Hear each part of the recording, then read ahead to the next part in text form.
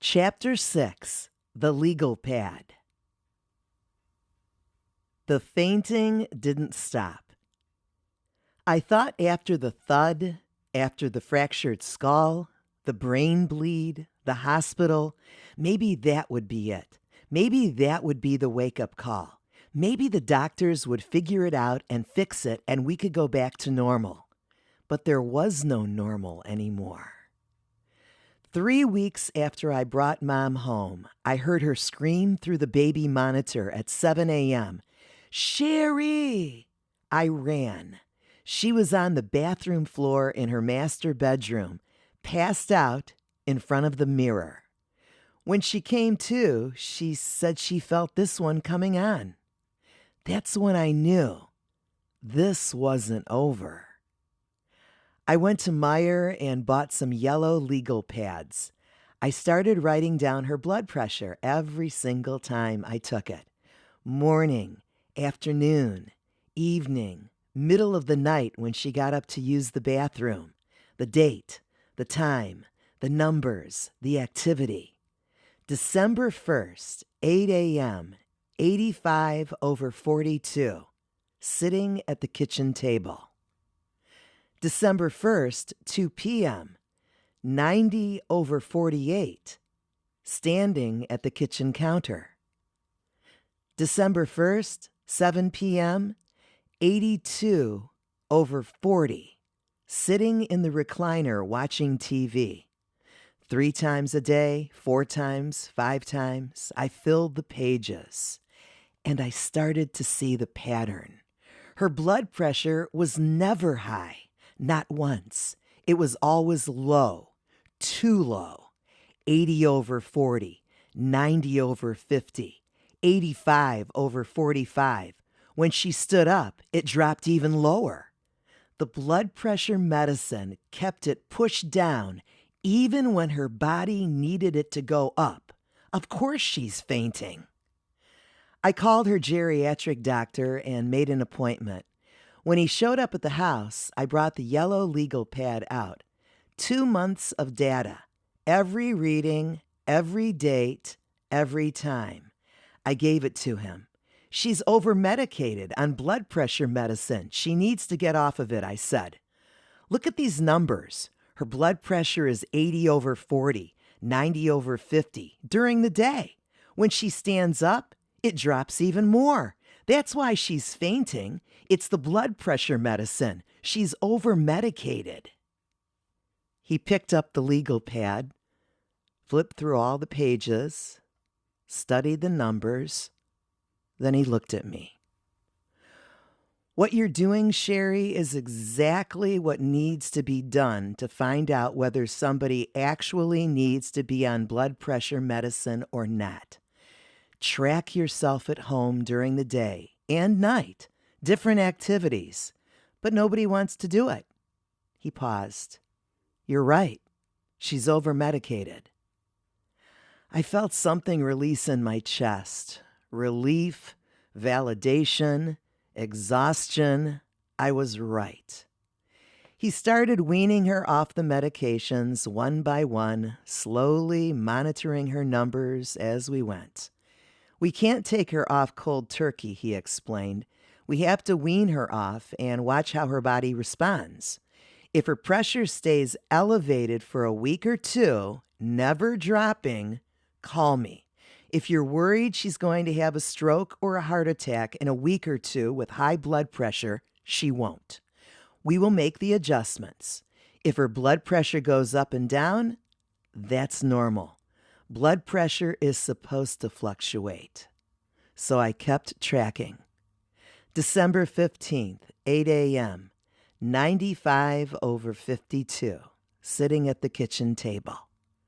December 20th, 2 p.m., 110/60, standing at the kitchen counter.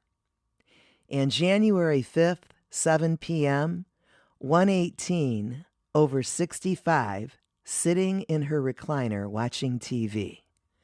The numbers started climbing, not staying elevated, just normalizing. But the fainting didn't stop immediately. She fainted 4 more times as we continued to back off the medication. 4 more times I heard the thud. 4 more times I ran to find her on the floor. The last one happened in the kitchen, in that same spot where she always stands writing her checks out. I wondered, is there like a vortex there, the Bermuda Triangle? Why was it always happening there?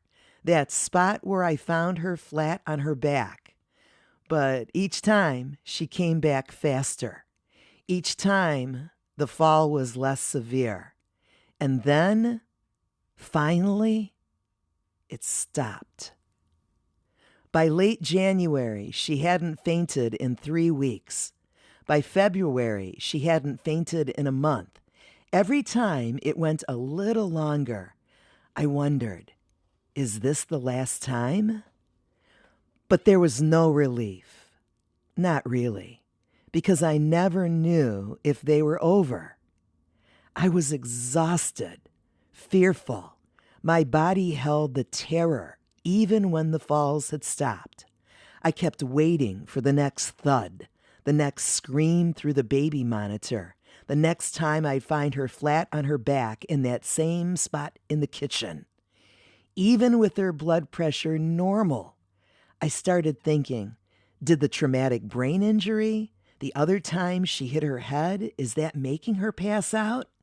God gave us some wonderful doctors, and there were some that were not so good. Some graduated at the top of their class, and others at the bottom. Remember that when you're choosing a doctor. It was 100% the blood pressure medicine. I sat in the den one night looking at the notebook. Pages and pages of numbers.